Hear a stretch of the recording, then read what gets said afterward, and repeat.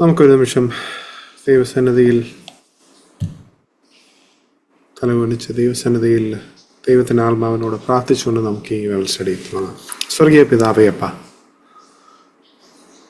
ഇന്ന് നമുക്ക് മറ്റൊരു അവസരം കൂടെ തന്നതിന് അങ്ങയുടെ വചനവുമായിട്ട് ഇരിക്കുവാനും അങ്ങയുടെ വചനം ധ്യാനിക്കുവാനും ഈ വെളിപാടിൻ്റെ ഓരോ താളുകൾ നമുക്ക് വായിക്കുവാനും മനസ്സിലാക്കാനും അത് നമുക്ക് അനുഗ്രഹമായി തീരുവാൻ വേണ്ടി അങ്ങ് ഒരുക്കി തന്ന ഈ ഒരു അവസരത്തിനായിട്ട് അങ്ങ് സ്തുതിക്കുന്നതാണ്. ഈ താങ്ക് യു ലോർഡ്.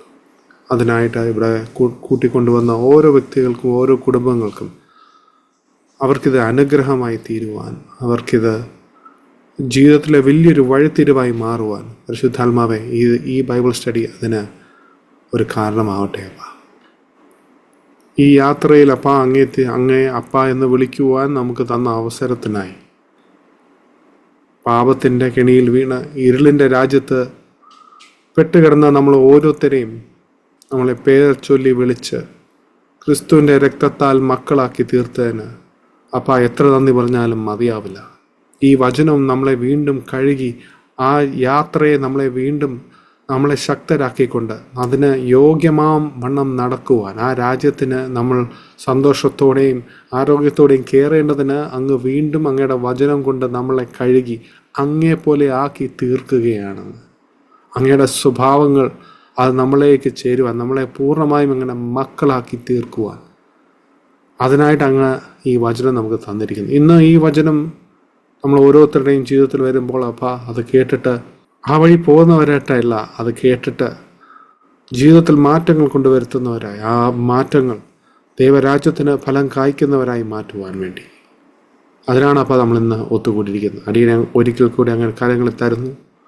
അങ്ങയുടെ വചനം എടുക്കുവാൻ തന്ന ഈ അവസരത്തിനായിട്ട് ഞാൻ അങ്ങനെ സ്തുതിക്കുന്നു.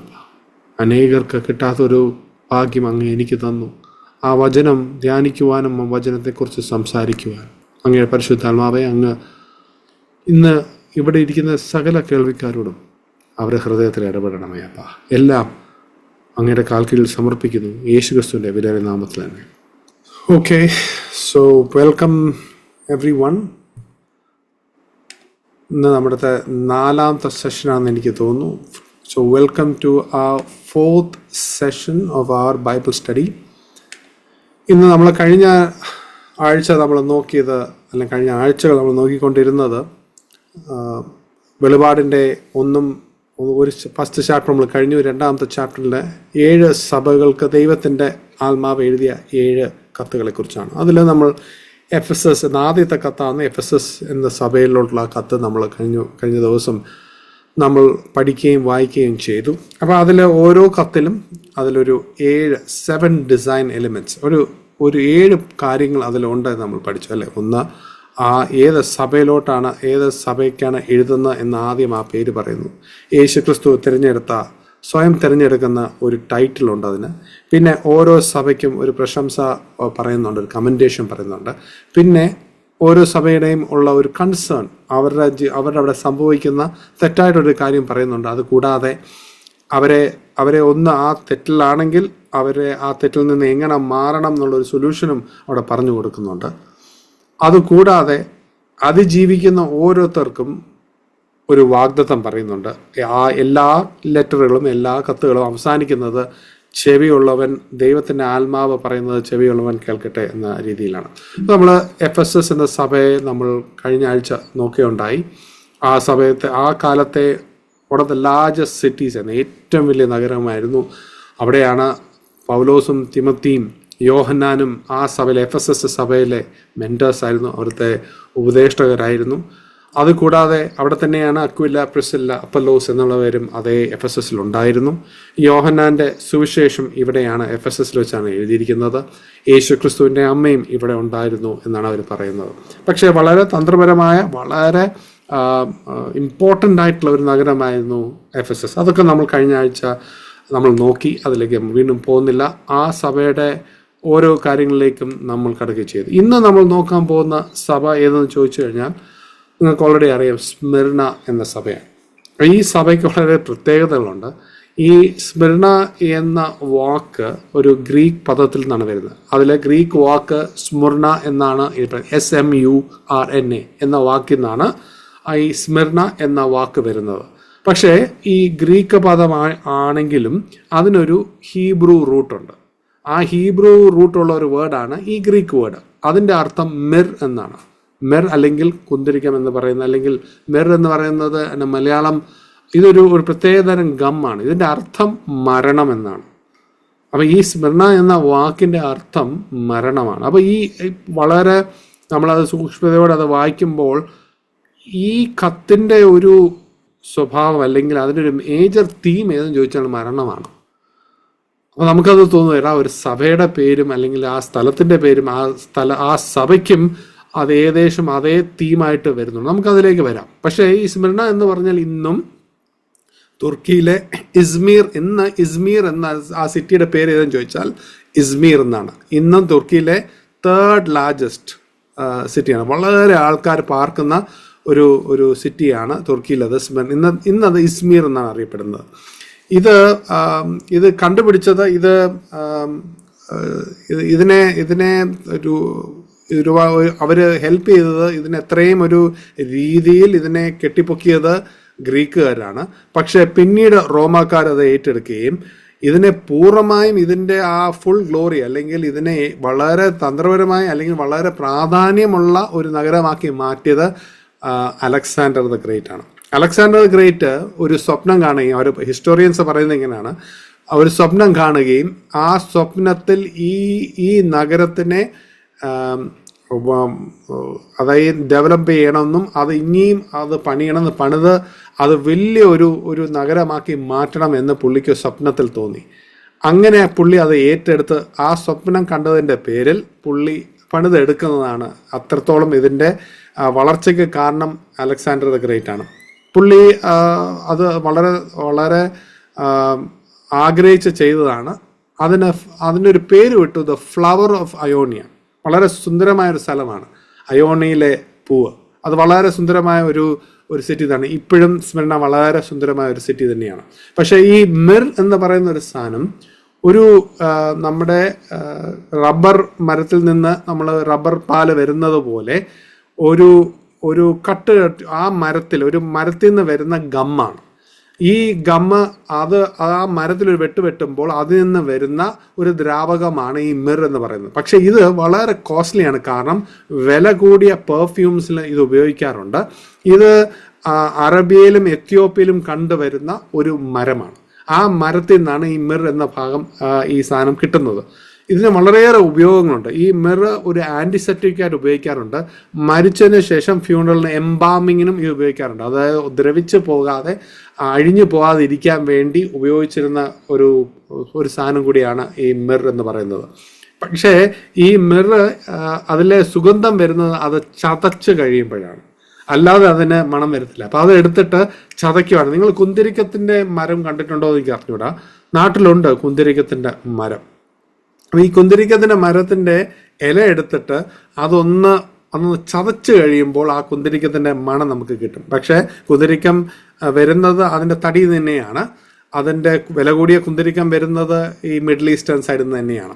പക്ഷേ ആ ചതച്ച് കഴിയുമ്പോഴാണ് അതിൻ്റെ യഥാർത്ഥമായ സുഗന്ധം വരുന്നത്. അങ്ങനെ ഒരു ഫീച്ചറും കൂടെ ഈ മിർ എന്ന് പറയുന്നുണ്ട്. ഇതിനൊക്കെ ഒരു കാരണമുണ്ട് ഈ പറയുന്നതിന്. കാരണം നിങ്ങൾക്ക് ആ സഭയുടെ കാര്യങ്ങൾ പഠിച്ചു വരുമ്പോൾ നമുക്ക് മനസ്സിലാവും എന്താണ് സംഭവിക്കുന്നത്. ഈ മിർ എന്ന സാധനം യേശുക്രിസ്തുവിനെ കാണാൻ വന്ന 3 വൈസ് മെൻ അല്ലേ, മൂന്ന് പേര്, 3 അല്ല ആക്ച്വലി, മാജായ് ആണ് അവർ. മാജായ് എന്ന് പറയുമ്പോൾ നമ്മുടെ മജിസ്ട്രേറ്റ് എന്ന വാക്കുകൾ വരുന്നത് ഈ മാജായ് എന്ന വാക്കാണ്. അവർ പേർഷ്യയിൽ നിന്ന് വന്ന ഒരു കൂട്ടം ആൾക്കാരാണ്, അല്ലാതെ 3 പേരല്ല, ഒരു കൂട്ടം ആൾക്കാരാണ്. അപ്പോൾ അവർ ഒരു എന്താ പറയുക, ഒരു ടീമാണ് വന്നത്. ആ ടീം വന്ന് കൊടുത്ത 3 കാര്യങ്ങളുണ്ടായിരുന്നു. 3 കാര്യങ്ങൾ അവർ ഗിഫ്റ്റ് കൊടുത്തു. യേശുക്രിസ്തുവിനെ അല്ലെങ്കിൽ വരാനിരിക്കുന്ന രാജാവിൻ്റെ ആ പിറവി അവർ ആ നക്ഷത്രം കണ്ട് വരികയും അവരത് കണ്ടുപിടിച്ച് കഴിഞ്ഞിട്ട് അവർ ഒരു 3 കാര്യങ്ങൾ കാഴ്ചവെക്കുന്നുണ്ട്. 1 ഗോൾഡ്, 2 ഫ്രാങ്കിൻസെൻസ്, 3 മിർ. ഒന്ന് ഗോൾഡ്, ഫ്രാങ്കിൻസെൻസ്. ഗോൾഡ് നിങ്ങൾക്കറിയാം, ഗോൾഡ് തന്നെയാണ്. ഫ്രാങ്കിൻസെൻസ് കുന്തിരിക്കമാണ്. മിർ എന്ന് പറയുന്നത് ഈ ഇപ്പം പറഞ്ഞ ഈ വില കൂടിയ ഈ ഒരു സാധനമാണ്. അപ്പം ഇത് എന്തുകൊണ്ട് ഈ 3 കാര്യങ്ങൾ എന്ന് ചോദിച്ചു കഴിഞ്ഞാൽ, ഗോൾഡ് യേശു ക്രിസ്തുവിൻ്റെ രാജ്യത്വത്തിനെ കാണിക്കുന്നതാണ്. അതുകൊണ്ടാണ് ഗോൾഡ്. അവൻ രാജാവായിട്ട് വരുന്നു. അവൻ ഈ ഭൂമിയിൽ ജനിച്ച രാജാതി രാജാവായത് കൊണ്ട്, ഒരു രാജാവ് ഈ ഭൂമിയിൽ ജനിച്ചു എന്നതുകൊണ്ടാണ് ഗോൾഡ് കൊടുക്കുന്നത്. 2, അവൻ വരാനിരിക്കുന്ന, അല്ലെങ്കിൽ അവൻ രാജാവ് മാത്രമല്ല, അവൻ ദിവ്യത്തിനുള്ളവനും അവൻ പുരോഹിതനുമായിരുന്നു. അതുകൊണ്ടാണ് ഫ്രാങ്കിൻസെൻസ്, കുന്തിരിക്കം കൊടുക്കുന്നത്. കുന്തിരിക്കം എപ്പോഴും നമുക്കറിയാം പുരോഹിതന്മാർ ഉപയോഗിച്ചുകൊണ്ടിരിക്കുന്ന, ദൈവത്തിനെ ആരാധിക്കുവാൻ ഉപയോഗിച്ചിരുന്ന ഒരു സാധനമാണ് കുന്തിരിക്കം. രണ്ടാമത്തെ കാര്യം, യേശുക്രിസ്തു 1 രാജാവായിരുന്നു, 2 മഹാപുരോഹിതനും ദിവ്യത്വമുള്ളവനായിരുന്നു. മൂന്നാമതുള്ളത് ഏതാണ്? അവൻ്റെ മരണമായിരുന്നു. മരണത്തെ കാണിക്കുന്നതാണ് മിർ. അതായത് യേശുക്രിസ്തു ഇനി സഹിക്കാൻ പോകുന്ന കഷ്ടപ്പാടും ഈ നമ്മൾ ഓരോരുത്തർക്കും വേണ്ടി ഉള്ള ആ മരണം, അതിനെ കാണിക്കുന്നതായിരുന്നു മിർ. അതുകൊണ്ടാണ് 3 കാര്യങ്ങൾ ഈ മാജായി കൊണ്ട് വെക്കുന്നത്. പിന്നെ വളരെ ഇൻട്രസ്റ്റിംഗ് ആയിട്ട്, യേശുക്രിസ്തു ക്രൂശിൽ കിടന്നുകൊണ്ടിരുന്നപ്പോൾ അത് വീഞ്ഞിൽ കലക്കി, ഈ വീഞ്ഞിൽ കലക്കി കുടിക്കാൻ കൊടുക്കുന്നുണ്ട്. പക്ഷെ യേശുക്രിസ്തു അത് കുടിക്കാൻ തയ്യാറാവുന്നില്ല. ഒരു കാര്യം ഞാൻ പറയട്ടെ, ഇനിയുള്ള ഒരു ഗിഫ്റ്റിലും മിർ ഇനി വരാൻ പോകുന്നില്ല. കാരണം എന്താണെന്നറിയാമോ? യേശുക്രിസ്തു ഒരിക്കലായി നമുക്ക് വേണ്ടി മരിച്ചു. അത് ഇനി ഇല്ല. ഇനി അവൻ രാജാവും മഹാപുരോഹിതനുമായിട്ടാണ് നമ്മുടെ ഓരോരുത്തരുടെയും ജീവിതത്തിലും, സ്വർഗത്തിലും സ്വർഗാദി സ്വർഗങ്ങളിലും അവൻ വാഴാൻ പോകുന്നത്.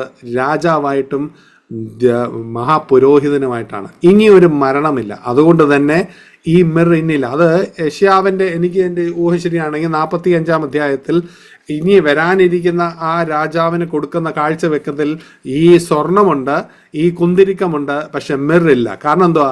യേശു ക്രിസ്തു ഒരിക്കലായിട്ട് മരിച്ചു കഴിഞ്ഞു. അത് ഇനിയും അത് കൊടുക്കേണ്ട ആവശ്യമില്ല. അവൻ ഒരിക്കലായി നമ്മുടെ പാവത്തിന് വേണ്ടി മരിച്ചു. ഇനി ഈ മിർ കുടിക്കില്ല, ഈ മിർ വാങ്ങിക്കുകയില്ല. ഇനി ഈ രാജാവിന് സ്വർണവും കുന്തിരിക്കവും മാത്രം. അതിൽ നമുക്ക് വലിയ പ്രത്യാശ നമുക്ക് നൽകുന്നതാണ്. നമ്മുടെ രാജാവ് ഇനി എന്നേക്കുമായി രാജാവായിട്ട് തന്നെ വാഴുന്നു. അവൻ ഒരിക്കലായി നമുക്ക് വേണ്ടി മരിച്ചു. ആ ചെറിയൊരു ഭാഗം നമുക്ക് വേണ്ടിയായിരുന്നു. അപ്പോൾ ഈ ക്രൂശിൽ കിടന്നപ്പോഴും യേശു ക്രിസ്തു അത് കുടിക്കാൻ തയ്യാറായില്ല.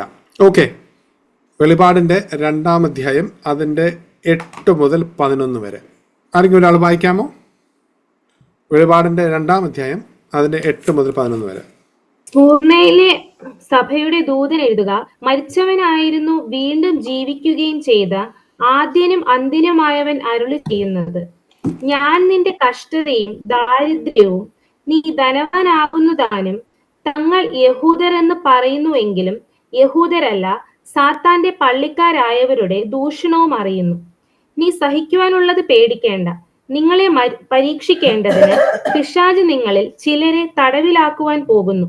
10 ദിവസം നിങ്ങൾക്ക് ഉപദ്രവം ഉണ്ടാകും. മരണപര്യന്തം വിശ്വസ്തനായിരിക്കുക. എന്നാൽ ഞാൻ ജീവകിരീടം നിനക്ക് തരും.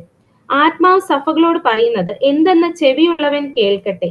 ജയിക്കുന്നവന് 2-ാം മരണത്താൽ ദോഷം വരികയില്ല. അതെ, ഇത് കേട്ട് കഴിയുമ്പോൾ നമുക്ക് വളരെ സിമ്പിളായിട്ട് തോന്നുന്ന ഒരു കാര്യമാണെങ്കിലും അവിടെ സംഭവിച്ചുകൊണ്ടിരിക്കുന്നത് എന്ന് നമുക്ക് മനസ്സിലാകുമ്പോഴാണ് എന്തുകൊണ്ടാണ് ഈ കത്ത് ഇങ്ങനെ എഴുതിയത് എന്ന് നമുക്ക് മനസ്സിലാവും. അപ്പോൾ അതായത് യേശു ക്രിസ്തു ആദ്യം സ്മരണയ്ക്കുള്ള ദൂതിന് എഴുതുക എന്ന് പറഞ്ഞിട്ട് ആദ്യം വന്ന ടൈറ്റിൽ എന്താണ്? യേശു ക്രിസ്തുവിന്റെ ടൈറ്റിൽ എന്താണ്? മരിച്ചവനായിരുന്നു, വീണ്ടും ജീവിക്കുകയും ചെയ്ത ആദ്യനും അന്ത്യനുമായവൻ. അതെ, മരിച്ചവനായിരുന്നു, അല്ലെ? മരിച്ചവനായിരുന്നു, വീണ്ടും ജീവിക്കുകയും ചെയ്ത ആദ്യനും അന്ത്യനുമായവൻ അരുളി ചെയ്യുന്നത്. ഈ ആദ്യനും അന്ത്യനുമായവൻ എന്ന ബൈബിളിൽ 7 വട്ടമാണ് ഇത് പറഞ്ഞിട്ടുള്ളത്. അതിൽ എൻ്റെ ഓർമ്മ ശരിയാണെങ്കിൽ 5 വട്ടവും വെളിപാടിലാണ്. പക്ഷേ ഈ മരിച്ചവനായിരുന്നു, വീണ്ടും ജീവിക്കുന്നവൻ എന്ന് എഴുതിയിരിക്കുന്ന ഏക ഭാഗം ഇവിടെയാണ്. എന്തുകൊണ്ടാണ് സ്മരണയോട് എഴുതുമ്പോൾ ഈ ടൈറ്റിൽ തിരഞ്ഞെടുക്കുന്നത്? മറ്റേ എഫെസസിലുള്ള ടൈറ്റിൽ വേറെയാണ്. ഇവിടെ എഴുതിക്കുന്ന ടൈറ്റില് മരിച്ചവനായിരുന്നു, വീണ്ടും ജീവിക്കുകയും ചെയ്ത് ആദ്യനും അന്ത്യനുമായവൻ. അതായത് സ്മിർന എന്ന സഭയ്ക്ക് ഒരു പ്രത്യേകമായ ദൂത് ദൈവം ആ പേരിൽ തന്നെ കൊടുക്കുകയാണ്. അതിലൊരു പൊരുളുണ്ട്, അതിലൊരു മെസ്സേജ് ആ പേരിൽ തന്നെ ഉണ്ടായിരുന്നു. മരിച്ചവനായിരുന്നു വീണ്ടും ജീവിക്കുകയും ചെയ്ത ആദ്യനും അന്ത്യനുമായ. അത് എന്തുകൊണ്ടാണ് നമുക്ക് താഴോട്ടൊന്നും പോയിട്ട് നമുക്കൊന്നുകൂടെ മനസ്സിലാവും എന്തുകൊണ്ട് ആ ടൈറ്റിൽ ഉപയോഗിച്ചെന്നുള്ളത്. വീണ്ടും ഞാൻ നിന്റെ കഷ്ടതയും ദാരിദ്ര്യവും, ഇംഗ്ലീഷിൽ ആക്ച്വലി കഷ്ടതയും നിന്റെ പ്രവൃത്തി അറിയുന്നു എന്നാണ് പറയുന്നത്. ഇംഗ്ലീഷിൽ ഐ നോ ദൈ വർക്ക്സ്. അതിൽ മലയാളത്തിൽ വരുന്നുണ്ടോ? ഇല്ല. ഇംഗ്ലീഷിൽ ഐ നോ 3 കാര്യങ്ങളാണ് പറയുന്നത്. ദൈ വർക്ക്സ്, ട്രിബുലേഷൻ ആൻഡ് പോവർട്ടി, 3 കാര്യങ്ങളാണ് പറയുന്നത്. അതായത് നിന്റെ പ്രവൃത്തി, നീ എനിക്ക് വേണ്ടി അനുഭവിക്കുന്ന കഷ്ടതയും ദാരിദ്ര്യവും, 3 കാര്യങ്ങൾ എനിക്കറിയാം. എന്നിട്ട് അവിടെ പറയുന്ന ഈ നമ്മൾ വിചാരിക്കും ഓക്കെ ചെറിയ ഒരു കഷ്ടതയിൽ കൂടെയാണ് പോകുന്നത്. അല്ല, ഇവിടെ ഈ സ്മിർന എന്നൊരു സിറ്റിക്ക് ഒരു പ്രത്യേകത ഉണ്ടായിരുന്നു. സ്മിർന ഏത് വിധേനയും റോമൻ സാമ്രാജ്യത്തിനെ ഇംപ്രസ് ചെയ്യുക, അവരെ സന്തോഷിപ്പിക്കുക എന്നുള്ളതായിരുന്നു സ്മിർനയുടെ ഏറ്റവും വലിയ ആഗ്രഹം, സിറ്റിയുടെ വലിയൊരു ആഗ്രഹമായിരുന്നു. അതുകൊണ്ട് റോമാക്കാർ എന്ത് പറയുന്നതിൽ അത് ഏറ്റവും ആദ്യം ഇംപ്ലിമെന്റ് ചെയ്യാൻ, അത് ആദ്യം ചെയ്യാൻ ഏറ്റവും കൂടുതൽ ഉത്സാഹം കാണിച്ചുകൊണ്ടിരുന്നത് സ്മിർനയാണ്. അതായത് സീസറിനെ ആരാധിക്കണം എന്ന് സീസർ അവിടെ പറയുമ്പോൾ, അല്ലെങ്കിൽ റോം അങ്ങനെ ഒരു ഉത്തരവിടുമ്പോൾ അത് വളരെ സന്തോഷത്തോടെയും വേറെ ആര് ചെയ്യുന്നതിന് മുമ്പ് നമ്മൾ തുടങ്ങും എന്ന് പറയുന്ന സിറ്റിയായിരുന്നു സ്മിർന. അത് കേൾക്കുമ്പോൾ നല്ലതാണെന്ന് തോന്നുമെങ്കിലും അവിടുത്തെ സഭയ്ക്ക് അത് വലിയൊരു പ്രയാസമുണ്ടാക്കുന്ന ഒരു കാര്യമായിരുന്നു. കാരണം വർഷത്തിൽ ഒരിക്കൽ ഈ സീസറിനെ ആരാധിക്കേണ്ട ഒരു ദിവസമുണ്ട്. ഈ സീസറിന്റെ മുമ്പിൽ വന്നിട്ട്, ആ സീസർ എന്ന് പറഞ്ഞാൽ സീസറിന്റെ സ്റ്റാച്യു അല്ലെങ്കിൽ പ്രതിമയ്ക്ക് മുമ്പ് വന്നിട്ട് ഈ കുന്തിരിക്കം എടുക്കണം. ഒരു പിഞ്ച് കുന്തിരിക്കം എടുത്തിട്ട് ആ തീയിലോട്ട് അവരുടെ ഒരു ഓൾട്ടറുണ്ട്, ആ ഒരു പീഠമുണ്ട്, യാഗപീഠമുണ്ട്, അവിടെ ഒന്ന് ഇട്ടിട്ട് പറയണം ഈ ലോകത്തിന്റെ പരമോന്നത ദൈവമാണ് സീസർ. ഓക്കെ, ഇത് പറഞ്ഞു കഴിഞ്ഞാൽ പിന്നെ ആ വ്യക്തിക്ക് അവിടെ ഒത്തിരി ബെനിഫിറ്റ്സ് ഉണ്ട്. അവർക്കൊരു ഇത് ചെയ്യുന്ന ഓരോരുത്തർക്കും ഒരു സർട്ടിഫിക്കറ്റ് കൊടുക്കും. അതായത് ഈവൻ റോമൻ സാമ്രാജ്യത്തിനെ ഏറ്റവും സ്നേഹിക്കുന്നവനും അല്ലെങ്കിൽ വളരെ ലോയൽ ആയിട്ടുള്ള ഏറ്റവും ചേർന്ന് നിൽക്കുന്ന വ്യക്തിയാണ് അതിനുള്ള ഒരു സർട്ടിഫിക്കറ്റ് കൊടുക്കും. ഈ സർട്ടിഫിക്കറ്റ് ഉണ്ടെങ്കിൽ ആ സിറ്റിയിൽ ഒത്തിരി ബെനിഫിറ്റ്സ് ഉണ്ട്. നിങ്ങൾക്ക് ബിസിനസ് ചെയ്യണമെങ്കിൽ, ഒരു വ്യക്തിക്ക് അവിടെ വ്യാപാരം അല്ലെങ്കിൽ വേറെ കച്ചവടം എന്ത് വേണം ചെയ്യണമെങ്കിൽ ഈ സർട്ടിഫിക്കറ്റിന് ഒത്തിരി ബെനിഫിറ്റ് ഉണ്ട്. അതായത് നിങ്ങൾക്ക് ധനവാനാവണമെങ്കിൽ, നിങ്ങൾക്ക് പ്രശംസ വേണമെങ്കിൽ, നിങ്ങൾക്ക് ആ സിറ്റിയിൽ ആരെങ്കിലും ആവണമെങ്കിൽ ഈ സമ്മതപത്രം അല്ലെങ്കിൽ ഈ ഒരു സർട്ടിഫിക്കറ്റ് ആവശ്യമാണ്. ഇത്രമാത്രം ചെയ്താൽ മതി. ആ ദിവസം വർഷത്തിൽ ഒരിക്കൽ ഒരു ദിവസം ഒരു നുള്ള കുന്തിരിക്കം എടുക്കുക, അത് ആ യാഗപീഠത്തിലോട്ട് ഇടുക അല്ലെങ്കിൽ തീയിലോട്ട് ഇടുക. ഇട്ടിട്ട് എന്താ പറയേണ്ടത്? സീസറാണ് പരമോന്നത ദൈവം. ഇത്രയും പറഞ്ഞു കഴിഞ്ഞാൽ പിന്നെ അവരെ എല്ലാ ഞായറാഴ്ചയും അല്ലെങ്കിൽ എല്ലാ ആഴ്ചയും സീസറിനെ ആരാധിക്കണം എന്നൊന്നും അവർക്ക് നിർബന്ധമില്ല. നിങ്ങൾക്ക് ഇഷ്ടമുള്ള ദേവന്മാരെ നിങ്ങൾക്ക് പോയി ആരാധിക്കാം. കാരണം റോമൻസിന് ഓൾറെഡി റോമർക്കാർക്ക് അനേകം ദേവന്മാരുണ്ട്. അപ്പൊ അത് കുഴപ്പമില്ല, അവർക്കതൊരു പ്രയാസമില്ല. പക്ഷേ സീസറാണ് പരമോന്നത ദൈവം എന്ന് വർഷത്തിൽ ഒരിക്കൽ ചെയ്യണം. അപ്പൊ സ്മിർന എന്ന സഭയെ സംബന്ധിച്ച് ഇത് വളരെ പ്രയാസമുള്ള ഒരു കാര്യമായിരുന്നു.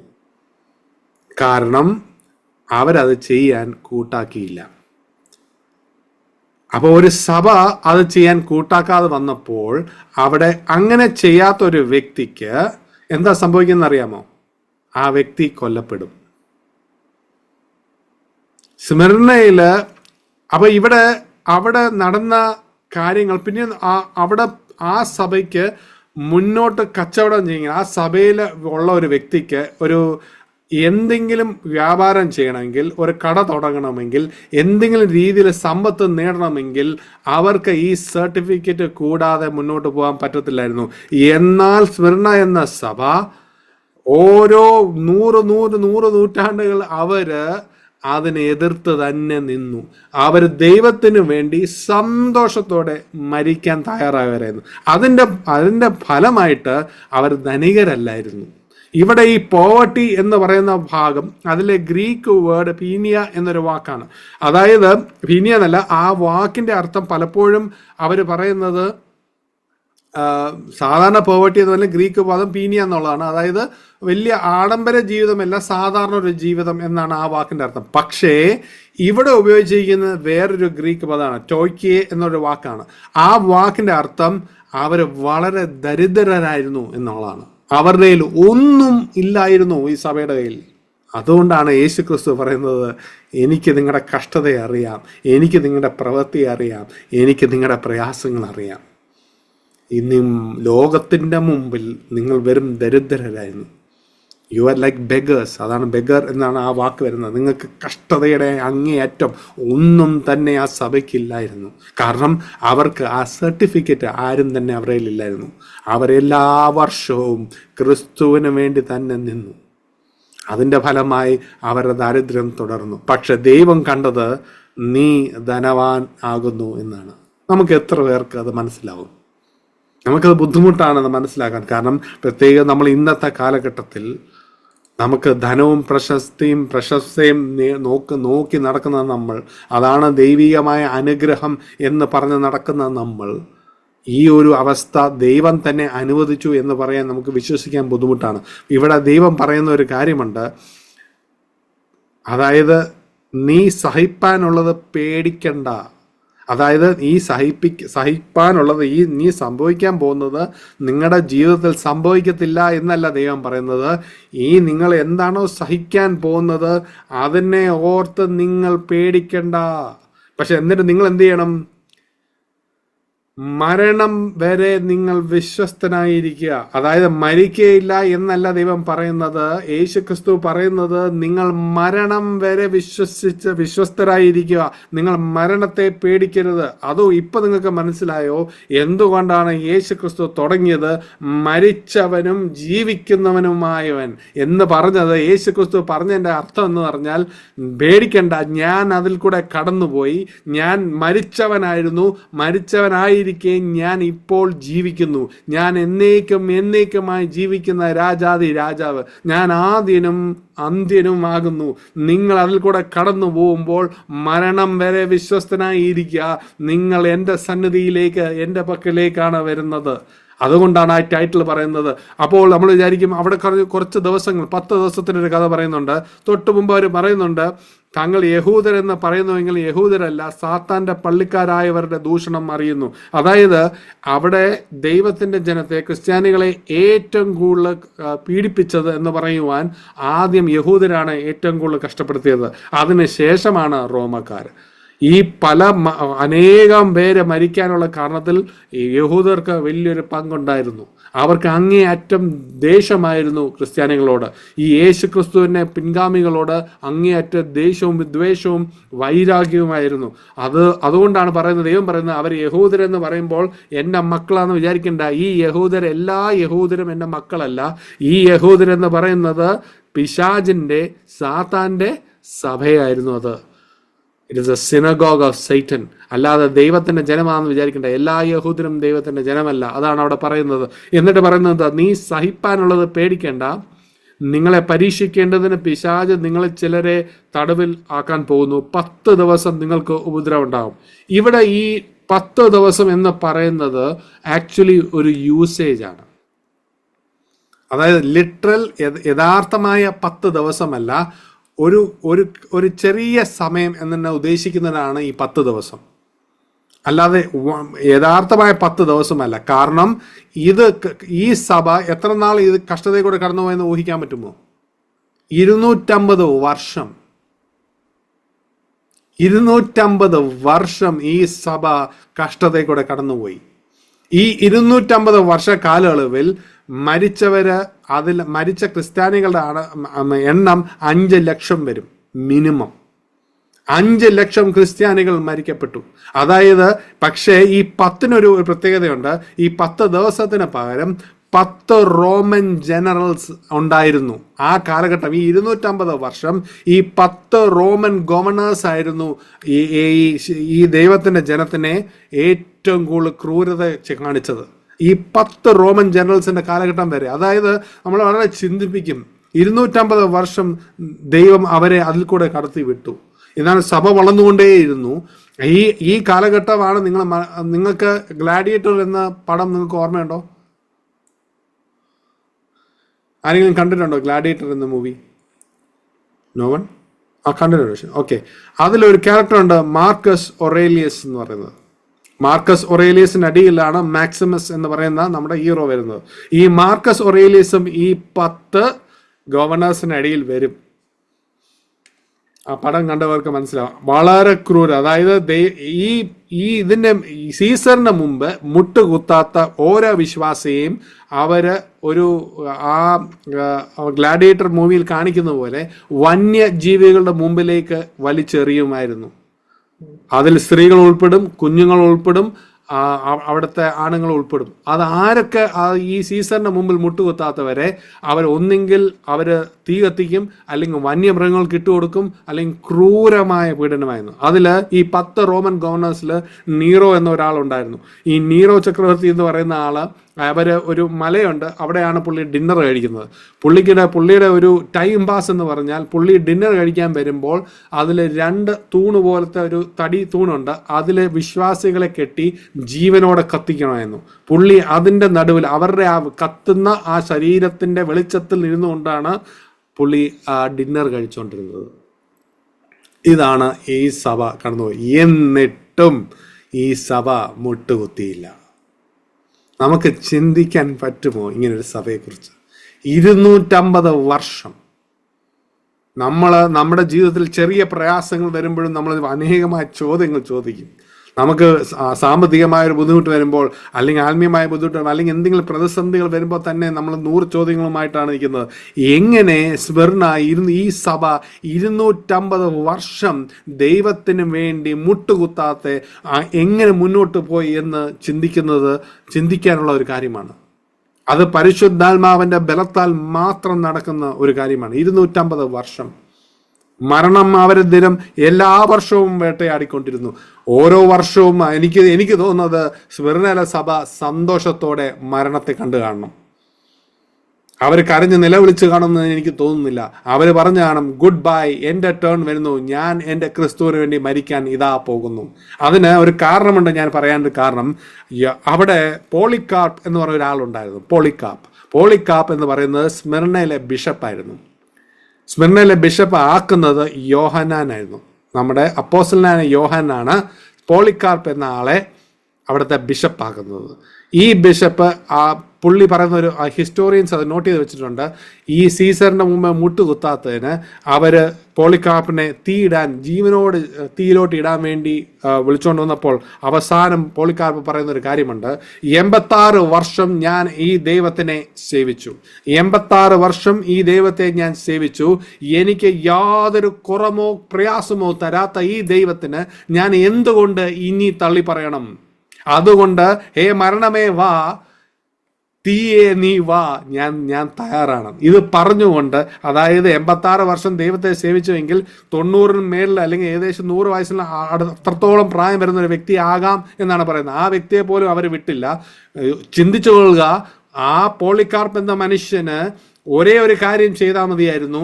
ഒരു നുള്ളു കുന്തിരിക്കം എടുത്തിട്ട് സീസറിന്റെ മുമ്പിൽ എറിഞ്ഞിട്ട് പറയുകയാണ്, ഈ ദൈവം ആണ്, സീസറാണ് എൻ്റെ ഏറ്റവും വലിയ ദൈവം എന്ന് പറഞ്ഞു കഴിഞ്ഞിരുന്നെങ്കിൽ അയാൾക്ക് സമാധാനമായിട്ട് ജീവിക്കാമായിരുന്നു. ആരും ഒരു കുറ്റം പറയത്തില്ലല്ലേ? പലരും പറഞ്ഞു കാണും, പോളികാർപ്പ് വേണ്ട, ഈ പ്രായത്തിൽ ഇത്രയും കഷ്ടതയും വേദനയോടെ കടന്നു പോകേണ്ട ആവശ്യമില്ല, നമുക്ക് മനസ്സിലാക്കാം, നമ്മളാണെങ്കിൽ അത് ചെയ്യും അല്ലേ? നമ്മൾ പോയി ഇട്ടിട്ട് പറയും, ശരി, ഈ ലോകം ഇങ്ങനെയാണ്, ഈ ബിസിനസ്സുകളിലൊക്കെ കാര്യങ്ങൾ ചെയ്യണ്ടേ, നമുക്ക് ഹൃദയത്തിൽ അറിയാമല്ലോ ഇത് രാജാതി രാജാവ് എന്ന് പറയുന്ന യേശു ക്രിസ്തുവാണെന്ന്. ഇത് അവരെ പറ്റിക്കാൻ വേണ്ടി ഞാനൊരു നുള്ളിടുന്നു, ഒരു തീയിലോട്ട് ഇടുന്നു, 1 മിനിറ്റ് കൊണ്ട് തീരുന്നു, എനിക്ക് സർട്ടിഫിക്കറ്റ് കിട്ടുന്നു, എന്നിട്ട് ഞാൻ മിണ്ടാതെ പോയി ദൈവത്തെ ആരാധിക്കുന്നു. അതിലെന്തെങ്കിലും തെറ്റുണ്ടോ? പോളികാർപ്പിന് അത് തെറ്റായിട്ട് തന്നെ തോന്നി. പോളികാർപ്പ് വിളിച്ചു പറഞ്ഞു, നീയെ ധൈര്യമായിട്ട് വരാൻ, എന്നെ വിഴുങ്ങാൻ.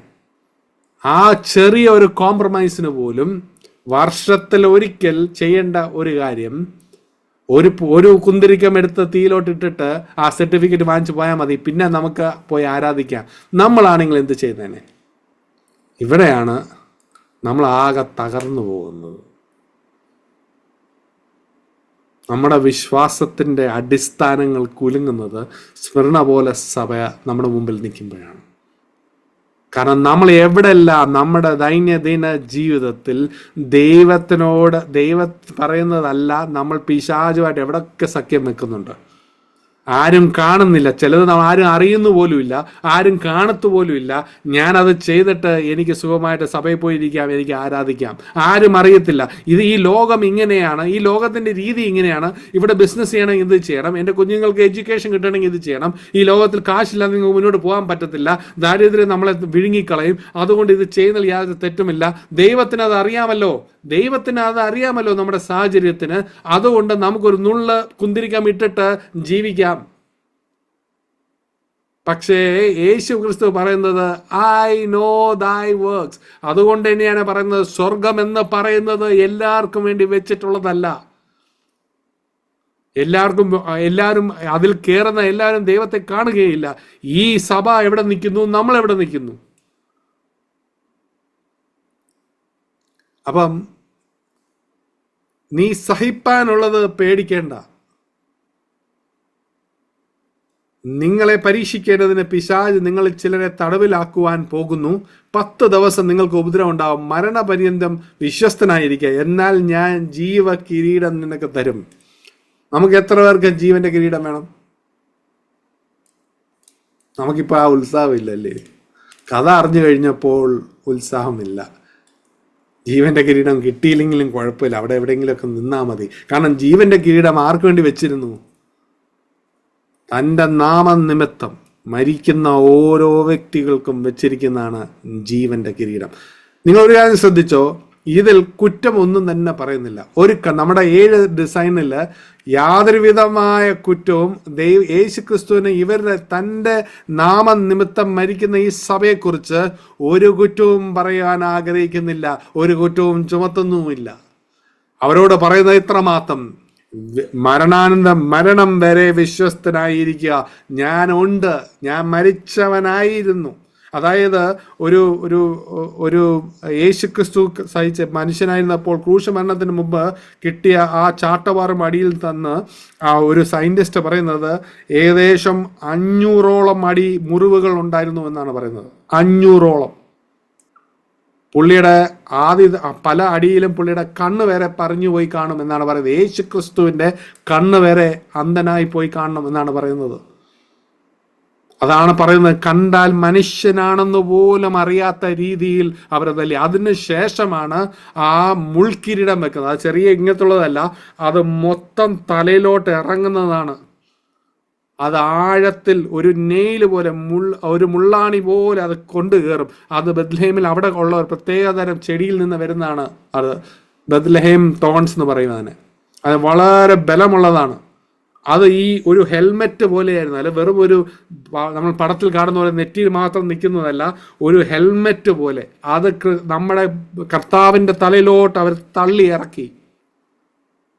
ഇതാണ് നമ്മുടെ ക്രിസ്തു നമുക്ക് വേണ്ടി സഹിച്ചത്. പക്ഷെ നമുക്ക് ചെറിയൊരു പ്രയാസം വരുമ്പോൾ, ചെറിയ ദൈവത്തിന് വേണ്ടി ചെറിയ കാര്യങ്ങൾ ചെയ്യാൻ പോലും നമുക്ക് മനസ്സില്ല. അപ്പോൾ നമ്മൾ എവിടെ നിൽക്കുന്നു? സ്മിർന എവിടെ നിൽക്കുന്നു? സ്മിർനയോട് പറയുന്നു, ഞാൻ മരിച്ചവനും ഇപ്പോൾ ജീവിക്കുന്നവനുമാകുന്നു. അതായത് സ്മിർനയ്ക്ക് മനസ്സിലായി. സ്മിർനയിൽ ആ ദൂതനും അത് വായിച്ചപ്പോൾ, സ്മിർനയിലുള്ള നിങ്ങൾ ആ സഭയിലാണ് ഇരിക്കുന്നതെന്ന് വിചാരിക്കുക. അവിടെ ആ എൽഡർ എണിച്ച് നിന്ന് ഈ കത്ത് വായിച്ചപ്പോൾ നമ്മുടെ മനസ്സിൽ കൂടെ കടന്നു പോകുന്നത് എന്തായിരിക്കും?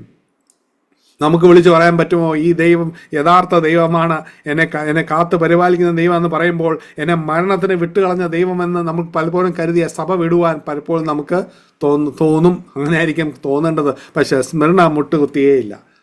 എന്താണ് ഈ സഭ അല്ലേ? 250 വർഷം മുട്ടുകുത്താത്ത സഭ. അപ്പോ ഒന്ന്, ടൈറ്റിൽ മനസ്സിലായി നമുക്ക് എന്തുകൊണ്ടാണ് ആ ടൈറ്റിൽ ഉപയോഗിച്ചെന്നുള്ളത് അല്ലേ? മരിച്ചവനും which was dead and is alive. 2, നിന്റെ പ്രവൃത്തി എനിക്കറിയാം, നിന്റെ കഷ്ടത എനിക്കറിയാം, നിന്റെ ദാരിദ്ര്യം എനിക്കറിയാം. ഇന്ന് നമ്മൾ ദാരിദ്ര്യമെല്ലാം പറഞ്ഞു കഴിഞ്ഞാൽ നമുക്ക് സഭയിൽ എത്ര പേര് നിൽക്കും എനിക്കറിയില്ല. അപ്പോൾ എനിക്ക് നിന്റെ കഷ്ടത അറിയാം, നിന്റെ ദാരിദ്ര്യം അറിയാം. കാരണം ആർക്ക് വേണ്ടി ദരിദ്രനായതാണ്? ക്രിസ്തുവിന്റെ നാമനിമിത്തം. ഒന്ന് ഓർത്തുകൊള്ളുക, ഒരു നുള്ളു കുന്തിരിക്കം ഇട്ടിട്ട് പറഞ്ഞാൽ മതി, സീസർ എല്ലാമാണ്. അതിന് സഭ നിന്നുകൊടുത്തില്ല. നമ്മൾ ഇന്ന് എവിടൊക്കെ ക്രിസ്തുവിനെ തള്ളി പറയുന്നു. എവിടൊക്കെ ക്രിസ്തുവിനെ ഘോഷിക്കാൻ നമുക്ക് തയ്യാറാണ്. ഇന്ന് നമ്മളെ ആരും വേട്ടയാടുന്നുമില്ല, കൊല്ലുന്നില്ല. എന്നിട്ട് പോലും ക്രിസ്തുവിനെ കുറിച്ച് നമുക്ക് മറ്റുള്ളവരോട് പറയാൻ മടിയാണ്. നമുക്കൊരു നാണക്കേടാണ്, ഒരു കുറവാണ്. സ്മിർനയ്ക്ക് അതൊരു പ്രിവിലേജ് ആയിരുന്നു. അവരെ സന്തോഷത്തോടെ ആ തീയിലേക്ക് പോയി കാണും. ഓക്കെ, അപ്പോൾ യാതൊരു വിധമായ കൺസേൺ പറയുന്നില്ല, ഒരു എക്സെപ്റ്റേഷൻ അതിന് ആവശ്യമില്ല. അവര് വേറെ സ്ഥലത്തിൽ കയറിക്കഴിഞ്ഞു. അതുകൊണ്ട് ദൈവം അവരെക്കുറിച്ച് ഒന്നും പറയുന്നില്ല. ഒന്ന് പറയുന്നുണ്ട്, നീ രണ്ടാമത്തെ മരണം അത് നിന്നെ തൊടുകയില്ല. ഒരു വട്ടം ജീവിക്കുന്നവൻ 2 വട്ടം മരിക്കും. ഒരു വട്ടം ജനിച്ചവൻ 2 വട്ടം മരിക്കും. 2 വട്ടം ജനിച്ചവൻ 1 വട്ടമേ മരിക്കുകയുള്ളൂ. ഈ രണ്ടാമത്തെ ജനനം യേശുക്രിസ്തുവിനെ സ്വന്തം രക്ഷിതാവായി സ്വീകരിച്ച് നിങ്ങൾ പുതിയൊരു ജീവൻ ജീവിക്കുന്നുവെങ്കിൽ രണ്ടാമത്തെ മരണം നമുക്കില്ല. പക്ഷെ 1 വട്ടം ജനിച്ചവൻ 2 വട്ടം മരിക്കും. 2 വട്ടം ജനിക്കുന്നവൻ 1 വട്ടം മരിക്കും. അതിശയമല്ലേ? അപ്പൊ രണ്ടാമത്തെ മരണം തൊടണോ വേണ്ട എന്നുള്ളത് ഓരോരുത്തർക്കും ആ തീരുമാനമെടുക്കാം. പക്ഷെ സ്മിർനയിലെ സഭ അവരവിടെ സന്തോഷിക്കുകയായിരിക്കും. എനിക്ക് ആ സഭയോടെ ഒന്ന് പോയി കണ്ടാൽ കൊള്ളാമെന്നുണ്ട്. പോളികാർപ്പിനെ ഒന്ന് കണ്ടു കഴിഞ്ഞാൽ തീർച്ചയായും ഞാൻ ഒന്ന് കെട്ടിപ്പിടിക്കും. പോളികാർപ്പ്, നിങ്ങളൊരു മഹാനാണ്. 86 വയസ്സിൽ അല്ലെങ്കിൽ 90 വയസ്സിൽ ഒരു നുള്ള് പുന്തിരിക്ക് കിട്ടാൽ ആരും ഒന്നും പറയാനില്ല. 90 വയസ്സ് 86 വർഷം ദൈവത്തെ സേവിച്ചവൻ, കുഴപ്പമില്ല. പുള്ളി അങ്ങനെ പറഞ്ഞതിൽ കുഴപ്പമില്ല. ഇല്ല, പോളികാർപ്പ് പറയുന്നു 86 വർഷം വിശ്വസ്തയോടെ എൻ്റെ ദൈവം എൻ്റെ കൂടെ ഉണ്ടായിരുന്നു. ഇനി ഞാൻ തള്ളി പറയാനോ? ഹേ മരണമേ, ഹേ തീയെ, നീ എന്നെ വന്ന് വിഴുങ്ങാൻ. അത് ആ സഭയ്ക്ക് കൊടുത്ത സ്ട്രെങ്ത് ചില്ലറയൊന്നും ആയിരിക്കത്തില്ല. ആരും കരഞ്ഞു കാണത്തില്ല. അവര് സന്തോഷത്തോടെ പറഞ്ഞാലും, പോളികാർപ്പേ ധൈര്യമായിട്ട് പൊയ്ക്കോ, നമ്മൾ പുറകെ. അവിടെ വെച്ച് കാണാം പോളികാർപ്പ്, അവിടെ വെച്ച് കാണാം. അവിടെ പൗലോസ് ഓൾറെഡി ഉണ്ട്, നമ്മുടെ അപ്പോസ്തലന്മാർ ഓൾറെഡി ഉണ്ട്. അവിടെ നമ്മൾ സന്തോഷിക്കും. ആദിനും അന്ത്യനും ആയവന്റെ കൂടെ നമ്മൾ അത്താഴം കഴിക്കും. എത്ര സഭയ്ക്കത് പറയാൻ കഴിയും? ഓക്കെ, അപ്പം എന്താണ് വാഗ്ദത്തം? അതിജീവിക്കുന്നവന്റെ വാഗ്ദത്തം, അവൻ രണ്ടാമത്തെ മരണം അവനെ തൊടുകയില്ല, അല്ലേ? അതുകൂടാതെ ജീവന്റെ കിരീടം കൊടുക്കുന്നുണ്ട്. ജീവന്റെ കിരീടം. അപ്പൊ ഈ കിരീടങ്ങൾ 5 തരത്തിലുള്ള കിരീടങ്ങളുണ്ട് കേട്ടോ. 5 തരത്തിലുള്ള കിരീടങ്ങൾ. ഒന്ന്, ഈ കിരീടങ്ങൾ പ്രവൃത്തികൾക്ക് കൊടുക്കുന്നതാണ്, അല്ലാതെ വിശ്വാസത്തിന്, അതായത് രക്ഷിക്കപ്പെടുന്നവർക്ക് കൊടുക്കുന്നതല്ല. രക്ഷിക്കപ്പെട്ട് കഴിഞ്ഞിട്ട് ആ രക്ഷിക്കപ്പെട്ടവർ ചെയ്ത പ്രവൃത്തികൾക്ക് കൊടുക്കുന്നതാണ് കിരീടം. ഒന്ന്, ജീവന്റെ കിരീടം. അത് ജെയിംസിന്റെ പുസ്തകത്തിൽ 1-ാം അധ്യായം അതിന്റെ 12-ാം വാക്യം, നമുക്കത് അതിലൊന്നും വരാം. 1-ാം അധ്യായം അതിന്റെ 12-ാം വാക്യം, പിന്നെ വെളിപാട് 2:10 നമ്മളിപ്പോൾ വായിച്ച ഭാഗത്തുമാണ് ജീവന്റെ കിരീടം. ഇത് ക്രിസ്തുവിന് വേണ്ടി തന്റെ നാമനിമിത്തം ജീവൻ കൊടുത്തവർക്ക്, കഷ്ടത അനുഭവിച്ചവർക്കുള്ളതാണ് ജീവന്റെ കിരീടം. 2, നീതിയുടെ കിരീടം, അല്ലേ? The crown of righteousness. ഇത് പറയുന്നത് 2 തിമോത്തി 4:8. 2 തിമോത്തി 4:8. അത് ഇനി നീതിയുടെ കിരീടം എനിക്കായി വെച്ചിരിക്കുന്നു, അത് നീതിയുള്ള ന്യായാധിപതിയായ കർത്താവ് ആ ദിവസത്തിൽ എനിക്ക് നൽകും. എനിക്ക് മാത്രമല്ല, അവന്റെ പ്രത്യക്ഷതയിൽ പ്രിയം വെച്ച ഏവർക്കും കൂടെ. അതായത് യേശുക്രിസ്തുവിന് വേണ്ടി, ആ 2-ാം വരവിന് വേണ്ടി പ്രതീക്ഷിച്ച് അവരുടെ ജീവിതങ്ങൾ അതിനായിട്ട് മാറ്റിവെച്ച്, അതിനായിട്ട് ഒരുക്കി, അതിനായിട്ട് സന്തോഷിച്ച് കാത്തിരുന്നവർക്കുള്ളതാണ് നീതിയുടെ കിരീടം. ഇന്ന് നിങ്ങൾക്ക് പ്രതീക്ഷയുണ്ടോ? നിങ്ങൾക്ക് ആ സന്തോഷമുണ്ടോ? ആ ഒരുക്കമുണ്ടോ നമ്മുടെ ജീവിതത്തിൽ? നാളെ ക്രിസ്തു വന്നു കഴിഞ്ഞാൽ എങ്ങനെയായിരിക്കും? നിങ്ങൾ സന്തോഷത്തോടെ ഇരിക്കുമോ? അല്ലെങ്കിൽ അയ്യോ ഓൾറെഡി വന്നു കഴിഞ്ഞോ, കുറച്ച് സമയം കൂടെ തരണമെന്ന് നമ്മൾ പറയുമോ? ഏതായിരിക്കും? നമ്മൾ നീതിയുടെ കിരീടത്തിന് തയ്യാറായി നിൽക്കുകയാണോ? അതോ നാണം കൊണ്ടല്ലല്ലോ, നമുക്ക് നാണക്കേട് കൊണ്ട് മുഖം പോലും മേലോട്ട് നോക്കാൻ പറ്റാതെ, അപ്പാ തുണിയില്ലാതെ നിൽക്കുകയാണ് ഞാൻ, എൻ്റെ നീതിയുടെ അങ്കി ഞാൻ കീറി നിൽക്കുകയാണ്, എന്നോട് ക്ഷമിക്കണമേ എന്ന് പറയേണ്ട ഗതി വരുമോ? പക്ഷെ അവിടെ നീ ക്ഷമയില്ല. ഓക്കെ, അടുത്തത് ക്രൗൺ ഓഫ് ഗ്ലോറി, അതായത് തേജസ്സിന്റെ വാടാത്ത കിരീടം. ഇത് പറയുന്നത് 1 പത്രോസ് 5:4. ഇത് കൊടുക്കുന്നത് ദൈവത്തിന്റെ ജനത്തിനെ ആത്മാർത്ഥതയോടെ അവർക്ക് അവരെ നടത്തിയതിന്, അവരെ ദൈവത്തിന്റെ രാജ്യത്തിലേക്ക് യോഗ്യനാക്കി തീർത്ത ലീഡേഴ്സിന് വേണ്ടിയുള്ളതാണ്. ദൈവത്തിന്റെ സഭയെ കാത്തു നോക്കിയവർക്ക് വേണ്ടിയുള്ളതാണ് വാടാത്ത തേജസ്സിന്റെ കിരീടം. അടുത്തത്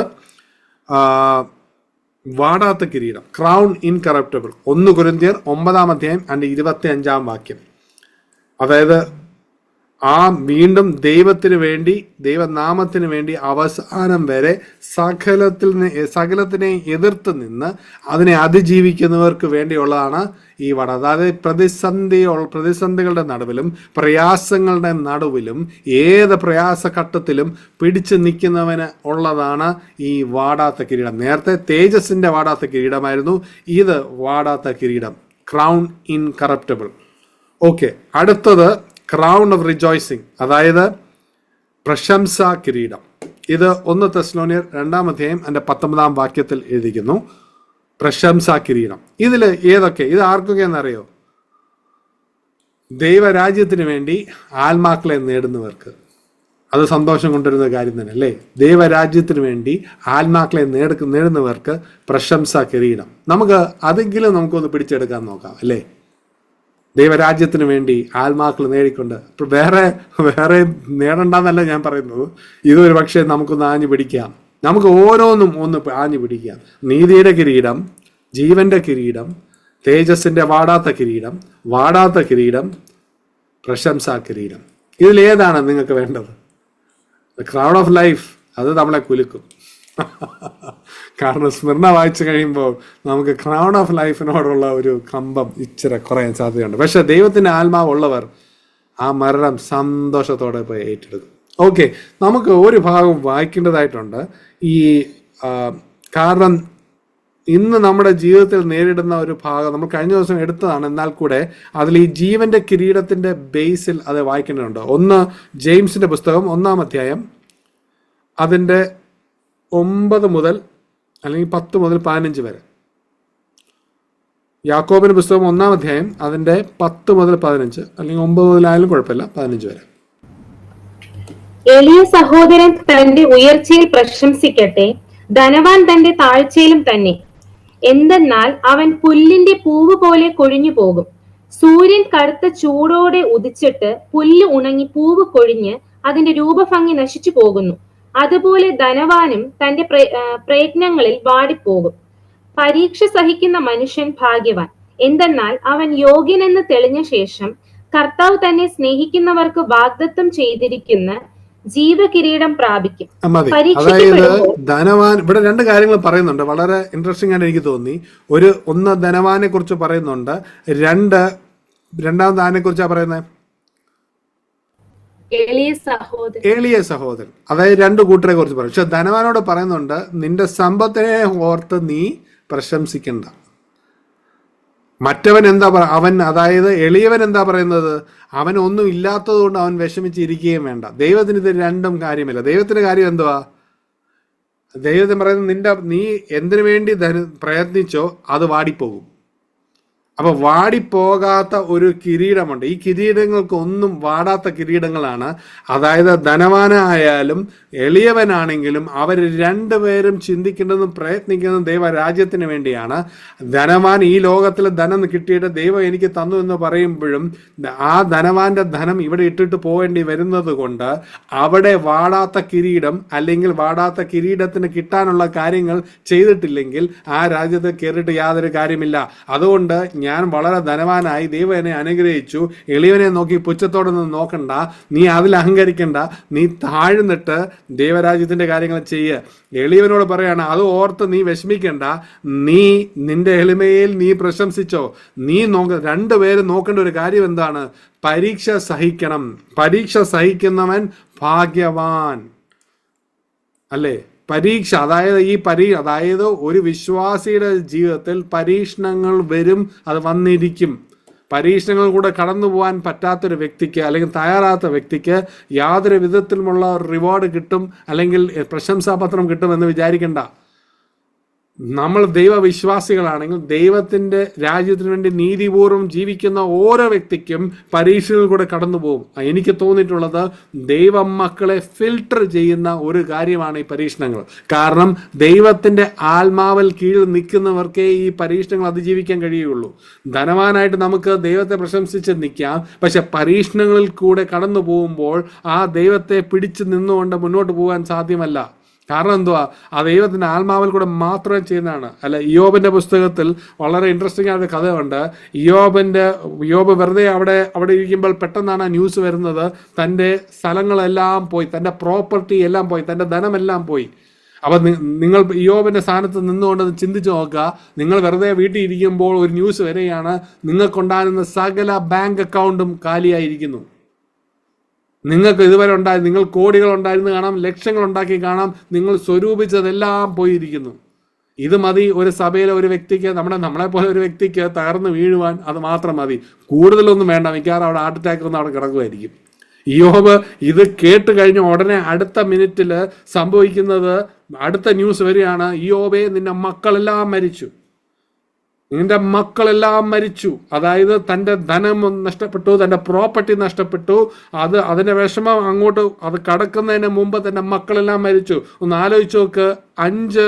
അഞ്ച് ശവശരീരങ്ങൾ വീട്ടിൽ നിൽക്കുമ്പോൾ ഇയ്യോബ് പറഞ്ഞതുപോലെ നമുക്ക് പറയാൻ കഴിയുമോ?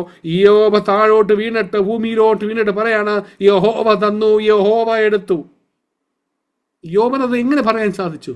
നമുക്ക് ചെറിയൊരു മുള്ളു കൊള്ളുമ്പോൾ, ചെറിയ രോഗം വരുമ്പോൾ, ചില പ്രയാസങ്ങൾ വരുമ്പോൾ, ഇത് എന്തുകൊണ്ട് എൻ്റെ ജീവിതത്തിൽ സംഭവിച്ചു എന്നുകൊണ്ട് നിലവിളിക്കുമ്പോൾ പലപ്പോഴും വിശ്വാസത്തിൽ നിന്ന് അകന്നു പോയവരുണ്ട്. പല പരീക്ഷണത്തിൽ കടന്നു പോകുമ്പോൾ ഈ ദൈവത്തിന് നീതിമാനായ ദൈവമാണെന്ന് എനിക്ക് തോന്നുന്നില്ല. ദൈവം ഭൂമിയിലുണ്ട്, സ്വർഗത്തിലുണ്ട് എന്നുപോലെ ഞാൻ വിശ്വസിക്കുന്നില്ല. ഇവൻ കരുണവാനായ ദൈവമാണെന്ന് ഞാൻ വിശ്വസിക്കുന്നില്ല എന്ന് പറയുമ്പോൾ ഇയ്യോബിന്റെ സ്ഥാനത്ത് നിന്നുകൊണ്ട് ഒന്ന് ചിന്തിച്ചു നോക്കുക. തൻ്റെ 5 മക്കൾ അവരുടെ ശവങ്ങൾ വീട്ടിൽ കിടക്കുന്നു. തനിക്കുണ്ടായിരുന്ന എല്ലാ ബാങ്ക് അക്കൗണ്ടുകളും എല്ലാം നഷ്ടപ്പെട്ടു. എന്നിട്ടും ആ മനുഷ്യൻ ദൈവത്തെ നോക്കി പറയുകയാണ്, നീ തന്നു, നീ എടുത്തു, പ്രൈസ് ബി ടു ഗോഡ്. അന്ന് ഇയ്യോബിനുള്ള ഏക കാര്യം ദൈവഭയം എന്നുള്ളതാണ്. ബൈബിളില്ല. ഇയ്യോബിന് ഇങ്ങനെ ദൈവത്തെ അറിയാം, ആ ദൈവത്തെ ഭയന്നു. അത്രയേ ഉള്ളൂ ഇയ്യോബിൻ്റെ. നമ്മുടെ ഇന്ന് ബൈബിളുണ്ട്, പഴയ നിയമമുണ്ട്, പുതിയ നിയമമുണ്ട്, വെളിപാടുണ്ട്. എന്നാലും പ്രതിസന്ധികളിലൂടെ പോകുമ്പോൾ നമ്മുടെ അടിസ്ഥാനങ്ങൾ കുലുങ്ങുകയാണ്. ഇയ്യോബിനെ സംബന്ധിച്ച് ഒരേ ഒരു കാര്യമുള്ളൂ. ഇയ്യോബ് പറഞ്ഞു, യഹോവ തന്നു, യഹോവ എടുത്തു, പ്രൈസ് ബി ടു ഗോഡ്. അവന് ഒരേ ഒരു കാര്യം ഉണ്ടായിരുന്നുള്ളൂ, ദൈവഭയം. നമുക്ക് എന്തുണ്ടായില്ലെങ്കിലും ദൈവഭയം ഇല്ലെങ്കിൽ ദൈവത്തിന്റെ ജനമേ, നമ്മൾ പരീക്ഷണത്തിലൂടെ കടന്നു പോകുമ്പോൾ നമ്മൾ വീണ് പോവുക തന്നെ ചെയ്യും. അതുകൊണ്ട് പരീക്ഷണങ്ങൾ നമ്മുടെ ജീവിതത്തിൽ ഉണ്ടാവും. അത് പ്രതീക്ഷ മതിയാവും. അത് പിടിച്ചു നിൽക്കുന്നവനാണ് ഈ ജീവന്റെ കിരീടം. ഒരുപക്ഷെ സ്മരണ കടന്നുപോയ സാഹചര്യമായിരിക്കത്തില്ല നമ്മുടെ സഭയുടെ, അതുപോലത്തെ തീവ്രമായ ഒരു സാഹചര്യമല്ല നമ്മുടെ ആയിരിക്കാം. ഇനി മുന്നോട്ടുണ്ടോ എനിക്ക് അറിഞ്ഞുകൂടാ. പക്ഷെ ഇന്ന് നമ്മൾ കടന്നു പോകുന്ന സാഹചര്യം വളരെ ഡിഫറെൻ്റ് ആണ്. എന്നാലും നമ്മൾ പരീക്ഷണങ്ങളോട് കടന്നു പോകും. ഈ പരീക്ഷണങ്ങൾ കടന്നു പോകുമ്പോൾ നിങ്ങളുടെ ജീവിതം അനുഗ്രഹിക്കപ്പെട്ടോ എന്ന് നോക്കേണ്ടത് നിങ്ങളുടെ ബാങ്ക് അക്കൗണ്ടുകൾ വെച്ചല്ല, നിങ്ങളുടെ കഷ്ടത വെച്ചതല്ല, ആ പരീക്ഷണത്തിൽ കൂടെ നിങ്ങൾ അതിജീവിച്ചോ എന്നാണ്. ആ പരീക്ഷണത്തിൽ നിങ്ങൾ വീണ് പോകാതെ ദൈവത്തെ മാത്രം കണ്ണുവെച്ചുകൊണ്ട് മുന്നോട്ട് പോയോ ഇല്ലയോ അത് മാത്രം നോക്കിയാൽ മതി.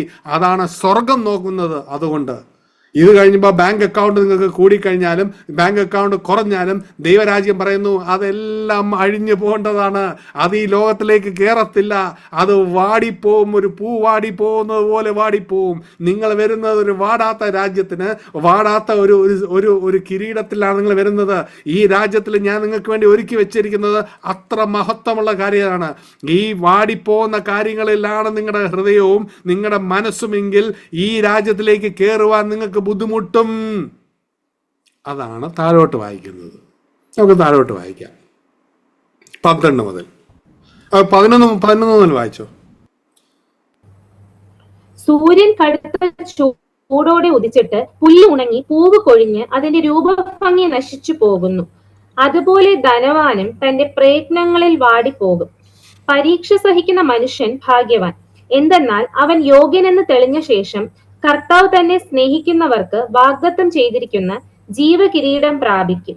പരീക്ഷിക്കപ്പെടുമ്പോൾ ഞാൻ ദൈവത്താൽ പരീക്ഷിക്കപ്പെടുന്നു എന്ന് ആരും പറയരുത്. ദൈവം ദോഷങ്ങളാൽ പരീക്ഷിക്കപ്പെടാത്തവനാകുന്നു. താൻ ആരെയും പരീക്ഷിക്കുന്നതുമില്ല. ഓരോരുത്തരും പരീക്ഷിക്കപ്പെടുന്നത് സ്വന്തം മോഹത്താൽ ആകർഷിക്കപ്പെട്ട് വശീകരിക്കപ്പെടുകയാൽ ആകുന്നു. മോഹം ഗർഭം ധരിച്ച് പാപത്തെ പ്രസവിക്കുന്നു. പാപം പൂർണ്ണ വളർച്ച പ്രാപിക്കുമ്പോൾ മരണത്തെ ജനിപ്പിക്കുന്നു. ഇത് നമ്മൾ കഴിഞ്ഞ ഞായറാഴ്ച വളരെ ഡീറ്റെയിൽ ആയിട്ട് നോക്കിയ ഒരു ഭാഗമാണ്. ഇതിന്റെ പ്രശ്നം നിങ്ങൾക്ക് മനസ്സിലായോ? അതായത് എന്തെങ്കിലും മോഹങ്ങളുള്ള ഒരു വ്യക്തിക്ക് ഒരിക്കലും ആ തീയുടെ മുമ്പിൽ പോയി നിന്ന് പറയാൻ പറ്റത്തില്ല യേശുക്രിസ്തു മാത്രമാണ് എൻ്റെ രാജ്യവും എൻ്റെ രാജാവെന്ന്. കാരണം നമുക്ക് ഒത്തിരി സ്വപ്നങ്ങളുണ്ട്, നമുക്ക് ഒത്തിരി മോഹങ്ങളുണ്ട്. അത് നമ്മളെ മാടി വിളിച്ചുകൊണ്ടിരിക്കും. നമ്മൾ ആരും അറിയാതെ പോയി സീസറിന് ഒരു കൊന്തിരിക്ക വിട്ടിട്ട് നമ്മൾ തിരിച്ച് സഭയിൽ പോയി ഇരിക്കും. കാരണം എന്തുവാ? നമ്മുടെ മോഹങ്ങൾ, ഈ ലോകത്തിലെ മോഹങ്ങൾ, അത് നമ്മളെ വഴിതെറ്റിക്കും. നമ്മൾ ഓരോരുത്തരും ഈ മോഹങ്ങളിൽ നിന്ന് ഡിറ്റാച്ച് ആവണം. We have to be detached. എന്നാൽ വി ആർ ഫ്രീ. നമ്മൾ എന്തിനെ കൂടുതൽ സ്നേഹിച്ചോ അതിലോട് അറ്റാച്ച്മെന്റ് കൂടുതലാവും. ഒരു മൃഗത്തെ പോലും നമ്മൾ കൂടുതൽ ഒരു അളവ് കഴിഞ്ഞ് സ്നേഹിച്ചു കഴിഞ്ഞാൽ അത് ഒരു പ്രശ്നമാകും. We have too much attachment. We have to be detached. അല്ലെങ്കിൽ യോബ് പറഞ്ഞതുപോലെ നമുക്ക് പറയാൻ ബുദ്ധിമുട്ടാണ്, യഹോവ തന്നു യഹോവ എടുത്തെന്ന്. അല്ലെങ്കിൽ നമ്മൾ വിളിച്ചിട്ട് പറയും ദൈവം, നമ്മൾ ഉടനെ ചോദിക്കാൻ പോകും ദൈവം എന്തിന് എന്നോട് ഇത് ചെയ്തു. അത് അതിന് ശേഷം യോബിന്റെ കഥ നമുക്കറിയാം. അതെല്ലാം ദൈവം ഇരട്ടിയായിട്ട് കൊടുത്തു. എന്നാലും മക്കൾ നഷ്ടപ്പെട്ടത് തന്നെയായിരുന്നു. പക്ഷെ യോബ് ഒരു നിമിഷം പോലും ദൈവത്തോട് മല്ലിടുന്നില്ല. കാരണം നമ്മുടെ ഹൃദയം എവിടെ ഇരിക്കുന്നു അവിടെ തന്നെ നമ്മുടെ മോഹങ്ങൾ ഇരിക്കുന്നു. നമ്മുടെ മോഹങ്ങൾ എവിടെ ഇരിക്കുന്നു അത് തന്നെ പിശാച് അത് നമ്മുടെ എതിരെ പരീക്ഷിക്കാൻ ഉപയോഗിക്കുന്നു. കാരണം വേറെ ഒന്നും നോക്കേണ്ട ആവശ്യമില്ല. അവൻ്റെ മോഹം അവിടെയാണ്. ചിലപ്പോൾ നിങ്ങളുടെ മക്കളായിരിക്കും നിങ്ങളുടെ മോഹം, ചിലപ്പോൾ നിങ്ങളുടെ ജോലികളായിരിക്കും നിങ്ങളുടെ മോഹം, ചിലപ്പോൾ ഈ ലോകത്തിൽ ധനമുണ്ടാക്കാൻ, പ്രശസ്തി ഉണ്ടാക്കാൻ, പ്രശംസ കിട്ടാൻ വേണ്ടി ഉള്ള ഒരു ഓട്ടപ്പാച്ചിലായിരിക്കാം. പക്ഷെ ഈ മോഹങ്ങളിലെല്ലാം ഒരു കെണിയുണ്ട്. ഈ കെണിയിൽ കൂടെ പാപം കയറി വരും. പാപം അത് ഏറ്റവും അവസാനം മരണത്തിലേക്ക് കയറി വരും. അങ്ങനെ മരണത്തിലേക്ക് കടന്നു പോകുന്ന വ്യക്തിക്ക് യാതൊരു വിധവുമായ റിവാർഡ് കിട്ടത്തില്ലെന്ന് മാത്രമല്ല, അത് വളരെയേറെ പ്രശ്നങ്ങളിലേക്ക് കൊണ്ടു ചെല്ലും. ആത്മീയമായ മരണം നടക്കും, പിന്നെ ഫിസിക്കൽ ഡെത്തും. പക്ഷേ യേശുക്രിസ്തുവിന് വേണ്ടി മരിക്കുന്നവൻ വാടാത്ത ആ ജീവന്റെ കിരീടത്തിന് യോഗ്യരായാണ് എണ്ണിക്കുന്നത്. അവർക്ക് രണ്ടാമത് മരണമില്ല. പക്ഷേ നമ്മൾ ഇന്ന് സഭകളിൽ നിൽക്കുമ്പോൾ ഇന്ന് നിങ്ങൾ ചോദിക്കേണ്ട ഒരു കാര്യം, എൻ്റെ യഥാർത്ഥമായ ഡിസയർ ഏതിലാണ്? ഇന്ന് യഹോവ ഏതെടുത്താൽ എനിക്ക് ഓക്കെയാണ്? എനിക്കിന്ന് കിട്ടിയ ജോലി നഷ്ടപ്പെട്ടാൽ ഞാൻ വീണ്ടും സന്തോഷത്തോടെ ദൈവത്തെ സ്തുതിക്കുമോ? എനിക്ക് കിട്ടിയ അനുഗ്രഹങ്ങൾ ഓരോന്നായിട്ട് പോയാലും ഞാൻ ദൈവത്തെ നോക്കി ഞാൻ സ്തുതിക്കുമോ? ദൈവരാജ്യത്തിന് വേണ്ടി ഞാൻ വീണ്ടും എണ്ണിച്ചു നിൽക്കുമോ? പ്രയാസമാണ്, I know, but that is where our problem is. അവിടെയാണ് കെണിയും. സ്മരണയിലെ ഓരോ വ്യക്തിക്കും ഒരു അറ്റാച്ച്മെൻറ്റും ഇല്ല ഈ ലോകത്തിനോടോ തൻ്റെ വീടിനോടോ. അല്ലെങ്കിൽ എൻ്റെ ഈ വീടിന് എന്ത് സംഭവിക്കും, ഞാൻ പോയ എൻ്റെ വീട്ടുകാരെന്ത് സംഭവിക്കും, എൻ്റെ കുട്ടികൾക്ക് എന്ത് സംഭവിക്കും, സ്മരണയിലുള്ളവർക്കൊന്നുമില്ല. ഞാൻ എൻ്റെ രാജാവിന് വേണ്ടി മരിക്കാൻ പോകുന്നു. നമ്മൾ ഒരു ആയുഷ്കാലം ഇതെല്ലാം ഉണ്ടാക്കി വെച്ചിട്ട് നമ്മുടെ ഏറ്റവും വലിയ ഫിയർ എന്തോ, അയ്യോ ഇത് പോകുമോ, അത് പോകുമോ, ഇതെന്തായി, എൻ്റെ മക്കൾ എന്താവും, ഇതെന്താവും. അതുകൊണ്ട് തന്നെ ദൈവരാജ്യത്തിന് വേണ്ടി മുന്നോട്ട് ഒരു അടിയെടുക്കുവാൻ നമുക്ക് മുന്നോട്ട് വളരെ പ്രയാസമായി വരും. നമുക്ക് യേശുക്രിസ്തുവിനെ മരിക്കുന്ന കാര്യം പോയിട്ട് രാജ്യത്തിന് വേണ്ടിയും ദൈവത്തിൻ്റെ സഭയ്ക്ക് വേണ്ടി കുറച്ച് സമയം മാറ്റി വെക്കാൻ പോലും നമ്മൾ ബുദ്ധിമുട്ടും. കാരണം നമ്മുടെ സ്വപ്നങ്ങൾ, അത് മോഹങ്ങൾ നമ്മളെ വലിച്ചുകൊണ്ടിരിക്കുകയാണ് വേറൊരു ഭാഗത്ത്. അതുകൊണ്ട് ദൈവത്തിൻ്റെ ജനമേ, നിങ്ങൾ സമയം കിട്ടുമ്പോൾ ഒന്നും കൂടെ ഈ സഭ കടന്നു പോയത് ഒന്നും കൂടെ വായിക്കുക. 250 വർഷം, 10 ദിവസമല്ല, 250 വർഷം അവർ കടന്നുപോയി. മുട്ടുകുത്താത്ത ഈ സ്മരണയ്ക്ക് ഒരു സല്യൂട്ട്. അപ്പോൾ എന്തായിരിക്കും സ്വർഗത്തിൽ അവരുടെ വരവേൽപ്പ്? സ്തെഫാനോസ് മരിച്ചപ്പോൾ യേശുക്രിസ്തു എണീച്ചു നിന്നുവെങ്കിൽ ഈ സഭയിലെ ഓരോ അംഗങ്ങൾ വരുമ്പോൾ എന്തായിരിക്കും സ്വർഗത്തിലുള്ള വരവേൽപ്പ്? നമ്മൾ കയറി ചെല്ലുമ്പോൾ എന്തായിരിക്കും അവിടെ നടക്കാൻ പോകുന്നത്. ദൂതന്മാർ പറയുമോ, ഓ ദാ വരുന്നു,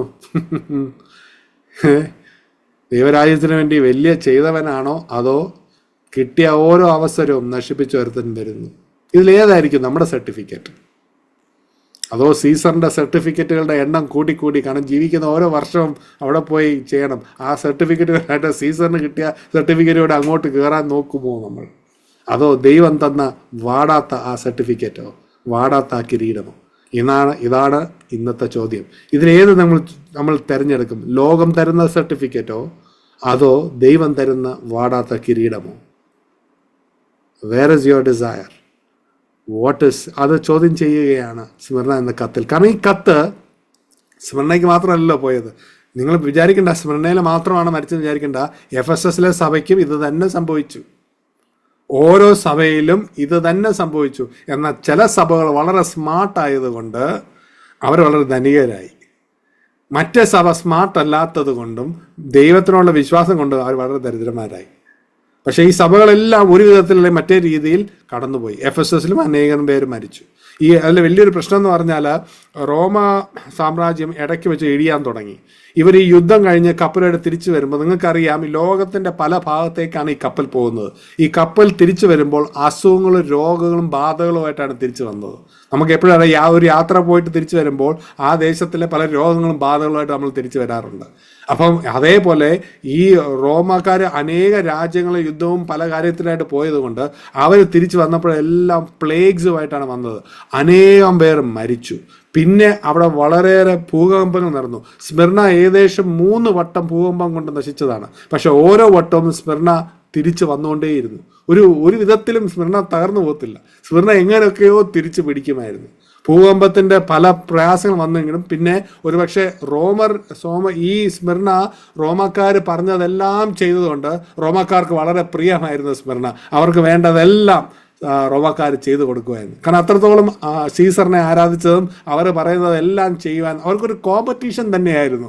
അവരുടെ ഉദ്ദേശം എന്ന് പറഞ്ഞാൽ മറ്റ് ഡിസ്ട്രിക്റ്റിനെക്കാട്ടിയും മറ്റ് ദേശത്തിനെക്കാട്ടിയും തുർക്കിയിലുള്ള ഏഷ്യയിലുള്ള ഒരു സിറ്റി നമ്മളെ തോപ്പിക്കരുത്.